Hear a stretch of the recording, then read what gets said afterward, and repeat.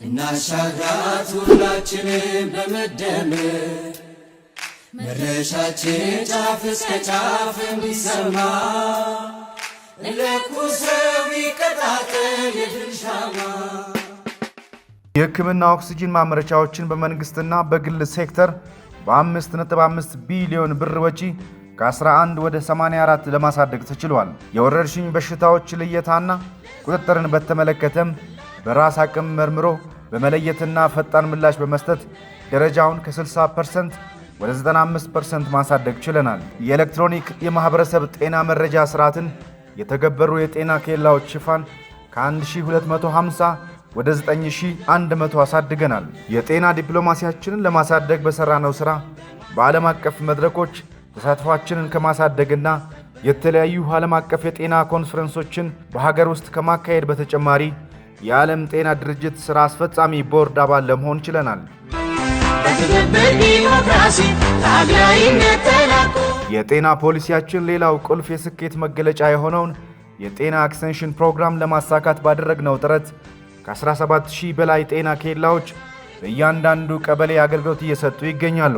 ብልጽግና ፓርቲ ከተሞቻችንን ጽዱ፣ ውብና ስሉጥ ለማድረግ እየሰራ ያለው የኮሪደር ልማት በፈጠረው አርኪና ማራኪ ከባቢ በሽታዎችን በመከላከል የጽዳት ባህላችን እንዲሻሻልና ጤናማ ማህበረሰብ እንዲገነባ እየሰራን እንገኛለን።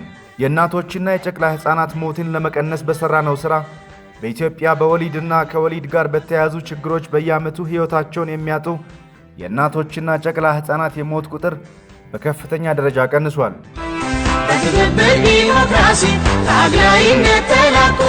በ2013 ዓመተ ምህረት ከ100,000 በሕይወት ከተወለዱ ሕፃናት የእናቶች ምጣኔ ሞት 267 የነበረ ሲሆን በ2017 ዓመተ ምህረት ወደ 145 ዝቅ ማድረግ ተችሏል።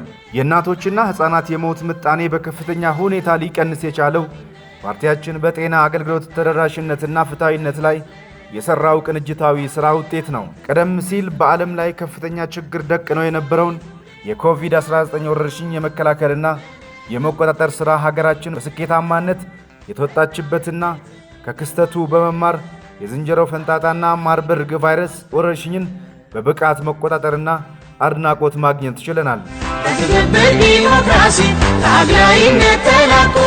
በቀጣይም ኢትዮጵያ በቀጠናው የህብረተሰብ ጤና አደጋዎች ቁጥጥር የልህቀት ማዕከል ሆና እንድትቀጥል እናደርጋለን። ከዋና ዋና ተላላፊ በሽታዎች ውስጥ የኤችአይቪ ኤድስ ስርጭትን መከላከልና መቆጣጠር ላይ በሰራነው ሥራ ዓለም አቀፍ ግብን ማሳካት ችለናል።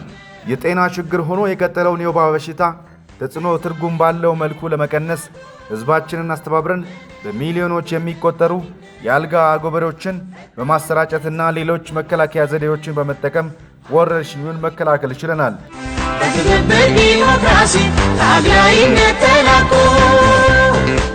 የጤና ዲጂታል ስርዓትን የማጠናከር ሥራ ፓርቲያችን ለጤና መረጃ ስርዓት ግንባታ ልዩ ትኩረት ሰጥቶ በመስራቱ እስካሁን ከ32 ሚሊዮን በላይ የሚሆኑ ተገልጋዮችን መረጃ ዲጂታል ማድረግ ችለናል።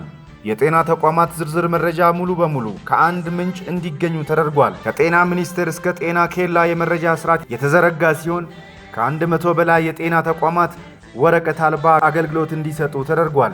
በቀጣይም አጠቃላይ የጤና ስርዓቱ በሰው ሰራሽ አስተውሎት በመታገዝ ዜጎች ቨርቹዋል አገልግሎት እንዲያገኙ አበክረን እንሰራለን።